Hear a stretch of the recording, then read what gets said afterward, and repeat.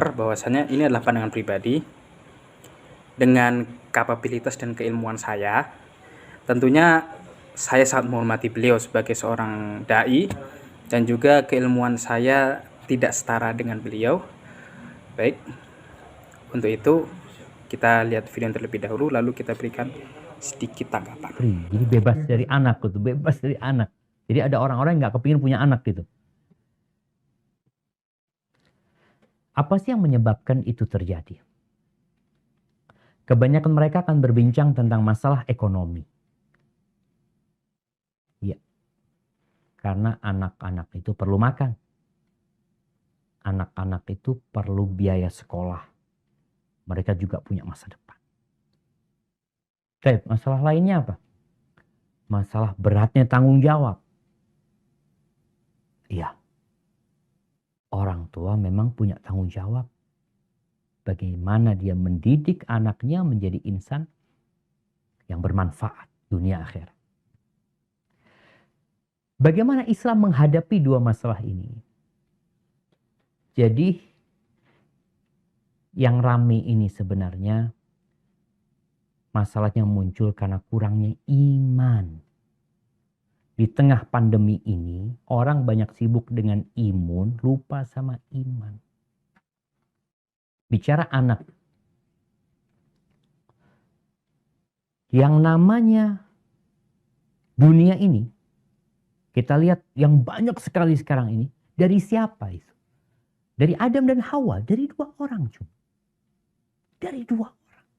Lalu menjadi 8 miliar manusia. Siapa yang ngasih makan 8 miliar manusia?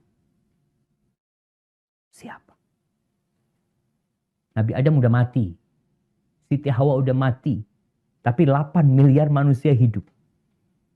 Yang ngasih rizki mereka adalah yang menciptakan mereka, Allah.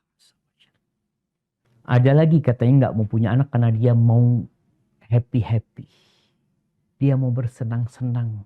Supaya dia bisa berduaan ke sana kemari. Di sini bukan tempat bersenang-senang. Engkau akan tua. Engkau akan jadi ajus katanya orang Arab. Jadi lemah. Di sini tempatnya beramal.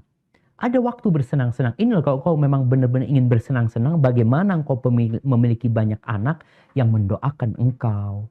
Yang ketika kau berada di kuburan di situ dapat kiriman terus istighfar anakmu. Jadi kalau bicara bersenang-senang, di sini bukan tempatnya bersenang-senang.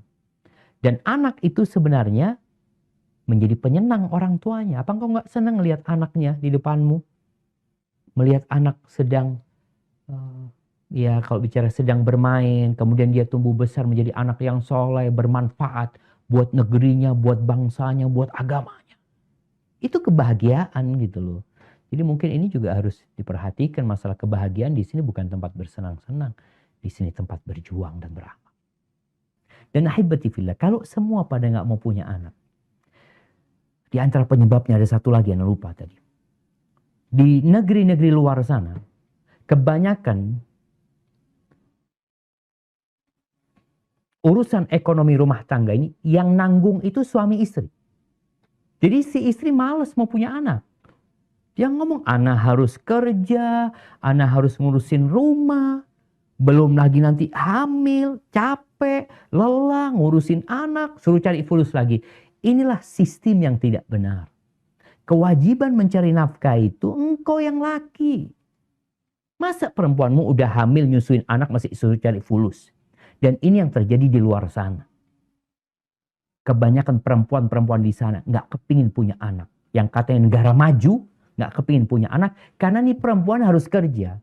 Dia harus bayarin listrik bersama suaminya di rumah. Dia harus bayar kontrakan rumah bersama suaminya di rumah. Dalam agama kita, perempuan nih ratu. Ratu permaisuri. Yang capek siapa? Suaminya.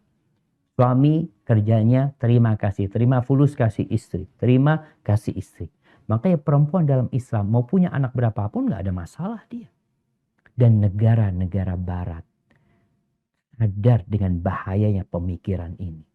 Singapura, Jerman, Jepang, beberapa negeri itu yang mau punya anak dikasih fulus sama negaranya. Udah dikasih fulus. Kenapa? Karena yang terjadi di sana itu piramid terbalik. Piramid terbalik ya. Nah, yang di atas itu, yang paling banyak itu yang tua-tua. Mereka berpikir, nih kalau tua-tua mati, generasi selanjutnya cuma sedikit, tutup negaranya. Maka ahibati fillah, perbaiki keimanan kita. Perbaharui keimanan kita. Yakinlah kalau bicara rezeki Allah, kalau bicara mendidik anak ini dan itu, tidak ada yang mudah kecuali yang Allah bikin mudah. Yang sulit, kalau Allah ingin mudahkan itu akan jadi mudah. Dan kembalikan. Tanggapan saya terhadap child free, yang mana yang pertama adalah child free untuk selamanya. Jadi dia tidak mau memiliki anak selamanya.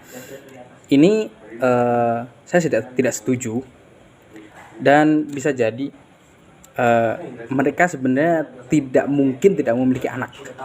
Hanya saja mereka mengatakan bahwasanya itu bukan prioritas. Dan yang kedua adalah child free dalam jangka waktu tertentu. Untuk hal ini saya setuju saja dan sah saja, karena tentunya ini semua tidak akan berlangsung lama, dan jangka waktu tersebut mereka pasti sudah menentukan dan mengkalkulasikan secara teliti. Baik, di dalam ceramah tersebut Ustadz telah menjelaskan bahwasanya itu terkaitan tentang kurangnya keimanan, terutama terjadi setelah pandemi COVID-19. Untuk hal itu semua saya tidak akan memberikan tanggapan, karena tentunya beliau lebih tahu dan lebih paham. Saya akan menanggapinya di permasalahan setelahnya, yaitu permasalahan ekonomi yang sebenarnya sangat sering menjerat